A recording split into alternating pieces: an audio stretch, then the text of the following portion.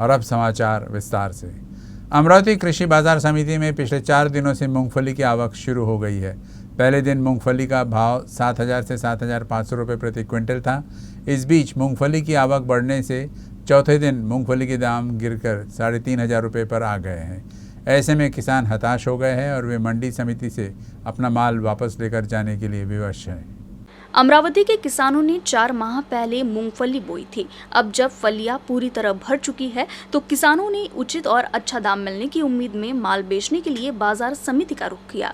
अमरावती कृषि उपज मंडी समिति में पहले दिन मूंगफली की कीमत 7,500 रुपये प्रति क्विंटल रही थी। इसलिए किसान भारी मात्रा में अपना माल अमरावती कृषि उपज मंडी समिति में ला रहे हैं।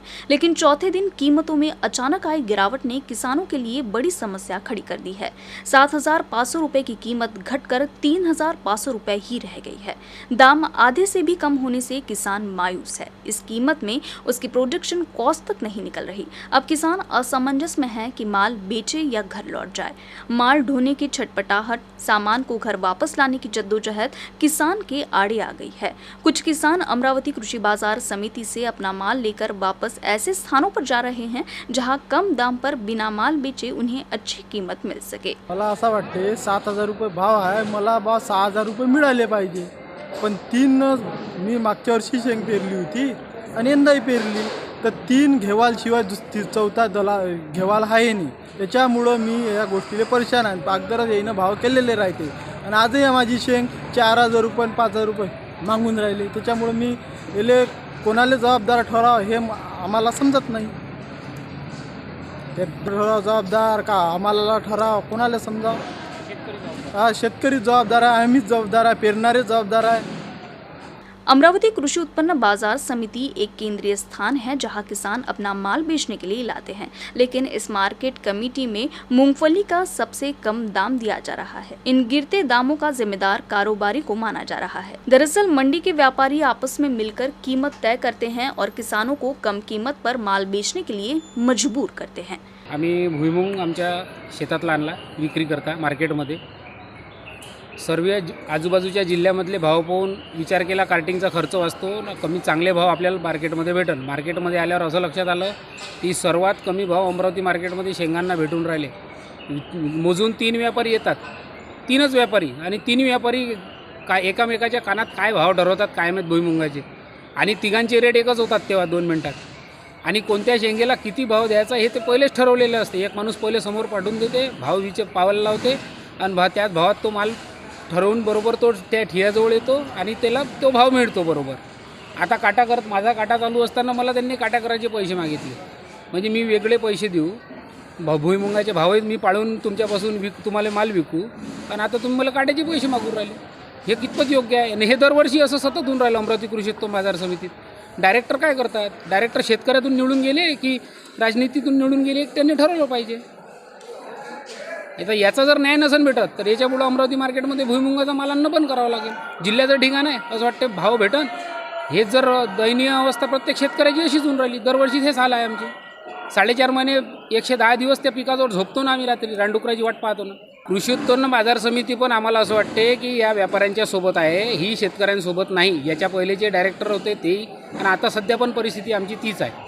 जर माझ्या व्यतिरिक्त तुम्ही कोणत्याही शेतकऱ्याला विचारा भुईमुंगाचा समाधानकारक भाव मिळाला का, ते त्याचं उत्तर माझ्यापेक्षा चांगलं देऊ शकतील.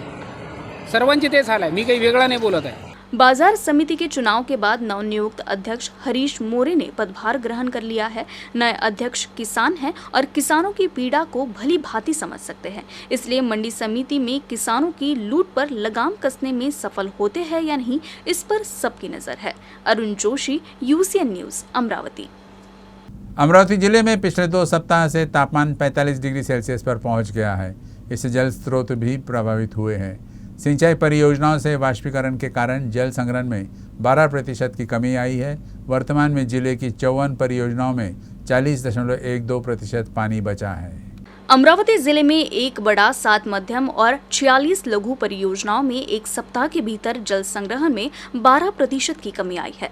पिछले साल हुई भारी बारिश ने पहले ही जलाशयों को बढ़ा दिया है। इसके अलावा वापसी की बारिश भी अच्छी रही। इससे अमरावती जिले के बांधों और झीलों में प्रचुर मात्रा में जल संग्रहण उपलब्ध था। हालांकि इस भीषण गर्मी के चलते पानी की मांग भी बढ़ रही है, जिससे मोर्शी, धारनी, चिखलदरा, चांदो रेलवे जैसे कुछ तहसीलों में पहले से ही पानी की किल्लत है। जिला प्रशासन ने वहां टैंकरों से जलापूर्ति शुरू करने का निर्णय लिया है। जिले में मध्यम, लघु एवं छोटे आकार के बांधों की जल संग्रहण क्षमता 1086.74 है। वर्तमान में परियोजनाओं में 735.95 जल यानी लगभग 40% पानी उपलब्ध है। एक सप्ताह के भीतर जल संग्रहण में 12% की कमी आई है। जिले में बांधों से पीने व सिंचाई के लिए पानी छोड़े जाने के कारण बांधों में पानी का भंडारण कम है। आइए एक नजर डालते हैं ग्राफिक्स के जरिए जिले के बांधों के जल संग्रहण पर। अपर वर्धा बांध 46.88%, शाहनूर 45.92%, चंद्रभागा 61.48%, पूर्णा 53.80%, सपन 52.80%, पंडरी 24.25%, गरगा पूर्णा कोरडे 0% और बोडी 3.07%। अमरावती जिले के 482 गांव बाढ़ के खतरे में है। बरसात के दिनों में इन गांवों के पास बहने वाली नदियों और ग्रामीणों के लिए मुसीबत बन जाती है। इसीलिए संभावित आपदा प्रबंधन के लिए जिला प्रशासन ने हालात से निपटने के लिए अपनी कमर कसने की तैयारी में है। घने जंगल से लिपटा मेलघाट में इन दिनों एक अलग डर सता रहा है। ये डर भविष्य को लेकर है। बरसात में भारी बारिश के चलते यहाँ नदी नाले उफान पर रहते हैं। इस वर्ष भी यही हाल रहने वाला है। मानसून का मौसम सर पर है। ऐसे में जिले के 1985 गांव में से 482 गांव बाढ़ के खतरे की चपेट में है। मेलघाट के विशेषज्ञ सामाजिक कार्यकर्ताओं और अधिकारियों के अनुसार धारनी और चिखलदरा तहसील के कम से कम 15 गांव का संपर्क मानसून के दिनों में टूट जाता है। कच्ची और घुमावदार सड़कें, बीच में बहने वाली कुछ बड़ी नहरें, घना जंगल और हर जगह वन्य जीवों का संभावित खतरा। इस कारण से एक गांव या तहसील के स्थान से दूसरे गांव जाना संभव नहीं है। ऐसे में अनाज और दवाओं का पहले से भंडारण करना पड़ता है। अमरावती जिले के मेलघाट और मोर्शी के सालबर्डी में इस साल अप्रैल और मई के महीने में बेमौसम बारिश के कारण गर्मियों में विश्व प्रसिद्ध सातपुड़ा पर्वत की सुंदरता को बढ़ा दिया है। अप्रैल मई के गर्मियों के महीनों में भी तापमान 45 डिग्री सेल्सियस होता है। हालांकि बेमौसम आई बारिश के कारण इस वर्ष सातपुड़ा पर्वतमाला हरियाली के सरोवर में डूब गई है। पहाड़ी रास्तों के किनारे से हरे भरे पेड़ पहाड़ की सुंदरता को बढ़ा रहे हैं। इससे जंगल की खूबसूरती और भी बढ़ गई है।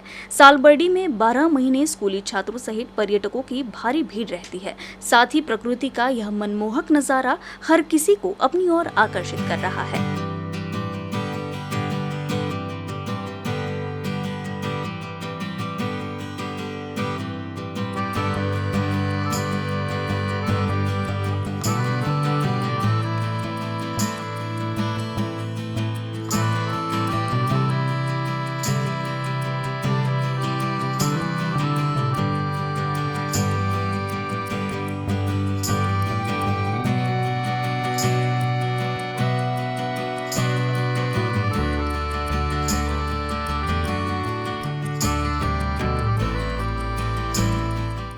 अमरावती में इन दिनों भीषण गर्मी पड़ रही है। गर्मी और धूप से राहत के लिए लोग तरह तरह के उपाय करने में जुटे हैं।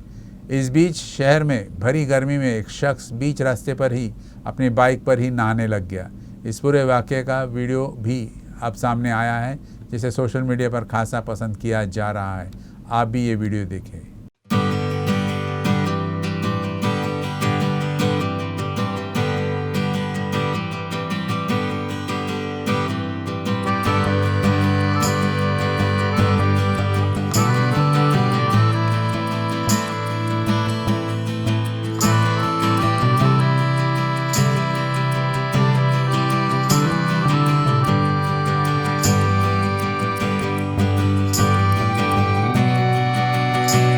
ब्रेक के बाद आपका फिर स्वागत है।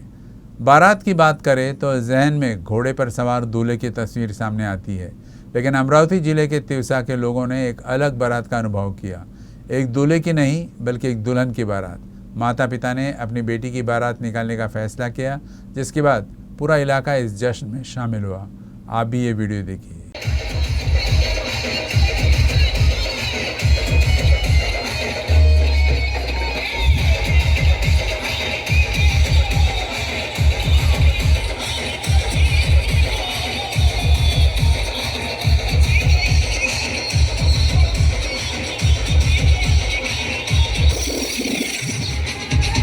सनातन संस्था के संस्थापक सच्चिदानंद परब्रह्मा डॉक्टर जयंत आठवले की 81वीं जयंती के अवसर पर देश भर में हिंदू राष्ट्र जागृति अभियान का आयोजन किया गया है। इसके तहत अंबानगरी अमरावती में भव्य हिंदू एकता दिंडी निकाली गई। इस दिंडी में हिंदू जन जागृति समिति की ओर से आत्मरक्षा का प्रदर्शन किया गया।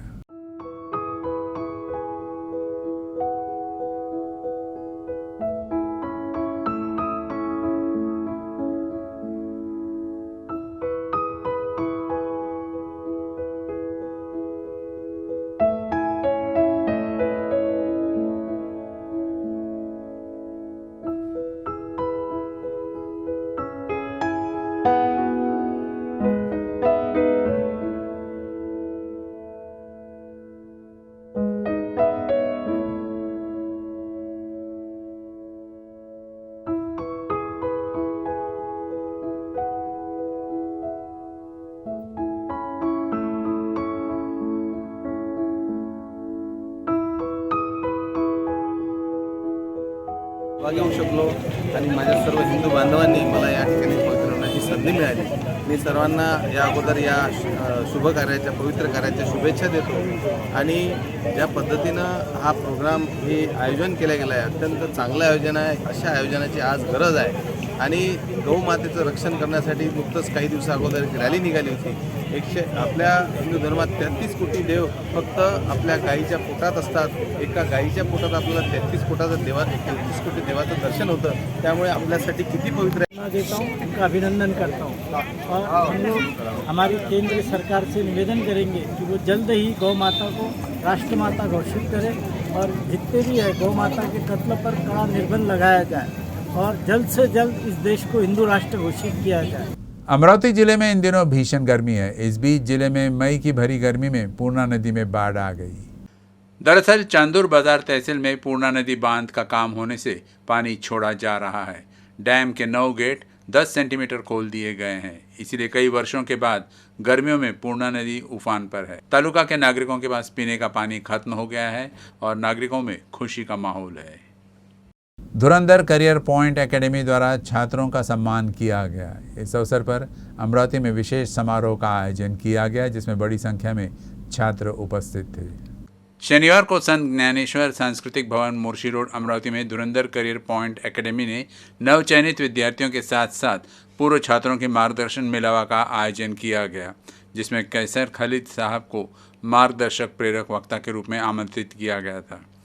इस कार्यक्रम में सरकारी नौकरी में शामिल होने वाले सभी छात्रों को अकादमी की ओर से सार्वजनिक रूप से सम्मानित किया गया। VCR ग्रामीण क्षेत्रों से आने वाले लड़के लड़कियों में प्रतियोगी परीक्षाओं को लेकर ज़्यादा जागरूकता नहीं होती है, इसलिए ज़रूरी है कि उन्हें तकनीकी ज्ञान दिया जाए, उन्हें शारीरिक और मानसिक रूप से तैयार किया जाए।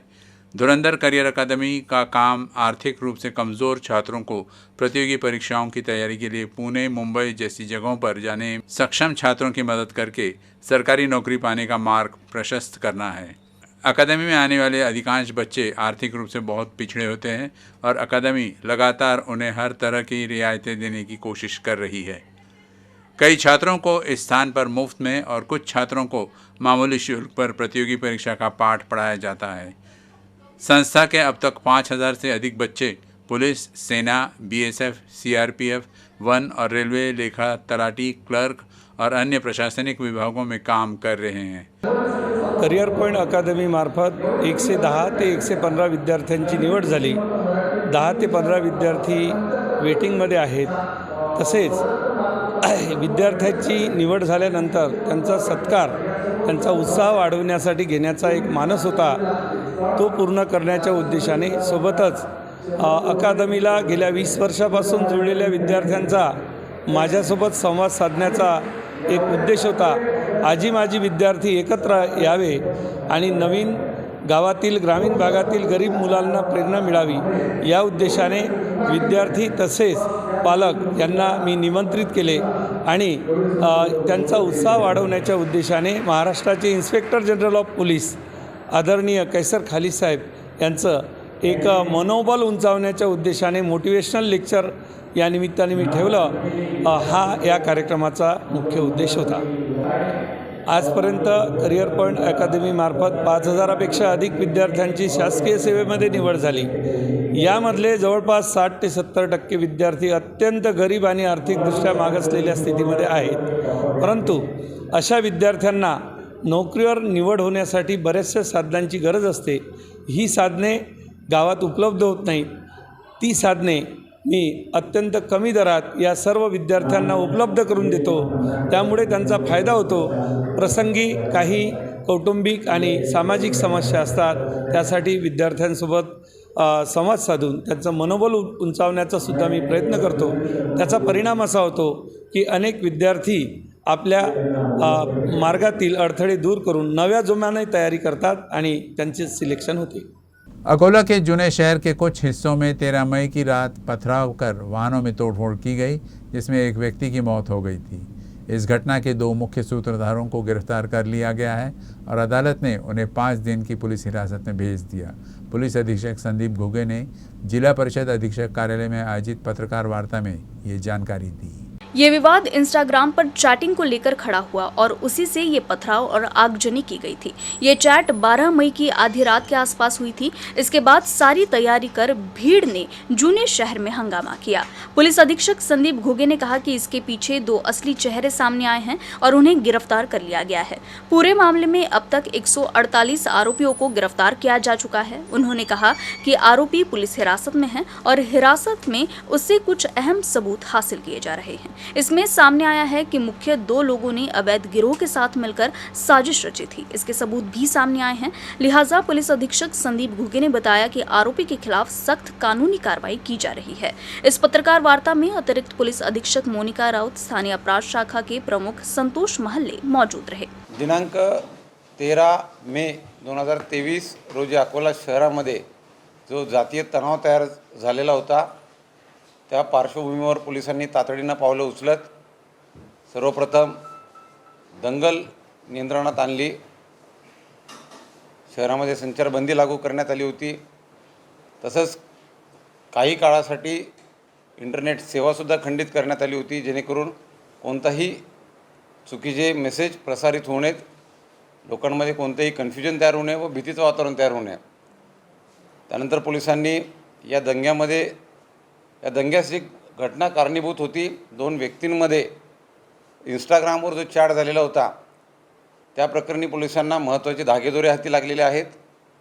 पोलिसांनी त्या प्रकरणामध्ये ज्या व्यक्तीबद्दल सुरुवातीला गुन्हा दाखल झाला होता, तो त्या इंस्टाग्राम चॅटिंगवर नसून त्यामागे दुसराच कोणीतरी व्यक्ती असल्याचं निष्पन्न झालं। पोलिसांनी त्याला ताब्यात घेतलेलं आहे। आता तो पोलिसांच्या ताब्यात आहे।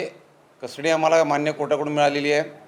तसंच ज्या व्यक्तीसोबत चॅटिंग करण्यात आलेलं होतं, त्याही व्यक्तीला पोलिसांनी ताब्यात घेतलेलं आहे। त्याच्यामध्ये आमच्याकडे जे पुरावे आम्हाला मिळालेले आहेत, त्यानुसार गैरकायद्याची मंडळी जमवणे, 2 समाजामध्ये तेढ निर्माण करणे व कुठेतरी यामागे कट रचणे, जेणेकरून पुढे दंगल व्हावी, या पद्धतीचे पुरावे आत्तापर्यंत आमच्याकडे प्राप्त झालेले आहेत। त्या आधारावर आम्ही त्याही आरोपीला अटक केलेला आहे। आत्तापर्यंत एकूण 148 आरोपी यामध्ये निष्पन्न झाले, ज्यांच्यावर पोलिसांनी कायदेशीर कारवाई केलेली आहे। मान्य कोर्टाकडून या सर्व आरोपींना पोलिसांची कस्टडी देण्यात आलेली आहे आणि कस्टडीमध्ये आम्हाला आणखीनही यामधील महत्त्वाचे पुरावे निष्पन्न होत आहेत। माझं सर्व शहरवासियांना निवेदन आहे की आपण कोणत्याही प्रकारची मनामध्ये भीती न बाळगता अपना पूर्ववत जीवन जगावं। न्यूज़ रूम से बस इतना ही, लेकिन खबरों का सिलसिला आगे भी जारी रहेगा। आप देखते रहिएगा UCN अमरावती न्यूज़।